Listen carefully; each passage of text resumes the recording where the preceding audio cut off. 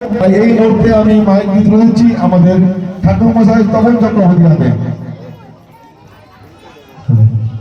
নমস্কার,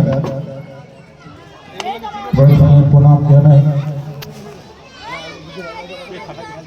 মা কালীমার চরণে, সেই সঙ্গে আঞ্জার কালী পূজা গ্রুপে সকল সদস্যকে আমি আমার পক্ষ থেকে প্রীতি, শুভেচ্ছা, অভিনন্দন এবং আমার আশীর্বাদ জ্ঞাপন করছি। কারণ গত বছর আমার একটি দুর্ঘটনা ঘটেছিল, সেই জন্য আঞ্জার কালী পূজা গ্রুপ থেকে আমাকে ওনাদের সামর্থ্য মতো যথেষ্ট হেল্প করেছেন, তার জন্য আমি কৃতজ্ঞ। এবং সেই সঙ্গে জানিয়ে রাখি, আমি ওনাদের কাছে মায়ের চরণে পুজো দিতে ওনারা যে আমাকে ডাকেন, সেই জন্য আমি আনন্দিত এবং আমি গর্বিত। আমি আশা করি ওনাদের ভালোবাসার টানে আমি এই বছর আসতে পেরেছি।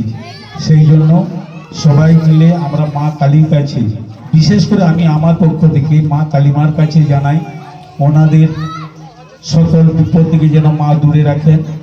ওনারা আমাকে যথেষ্ট হেল্প করেছেন। হয়তো আমি সে বছর আসতে পারিনি, কিন্তু ওনারা হেল্প করেছিলেন। তাই মায়ের চরণে আমার একটাই কামনা, ওনারা ভালো থাকুক, সুস্থ থাকুক এবং যদি সম্ভব হয় বা যদি ওনাদের দয়া পরবশে আমি যেন বছর বছর আসতে পারি। এখানে আমি শেষ করলাম। মা কালীর চরণে প্রণাম জানাই। ওম জয়ন্তী মঙ্গলা কালী ভদ্রকালী কপালিনী দুর্গা শিবা ক্ষমা দাত্রী সাহা সদা নমস্তুতি। ওম শান্তি, ওম শান্তি, ওম শান্তি।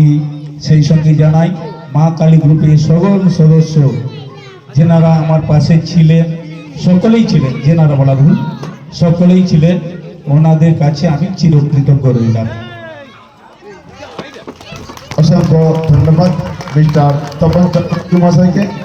তো আমি এই মুহূর্তে যারা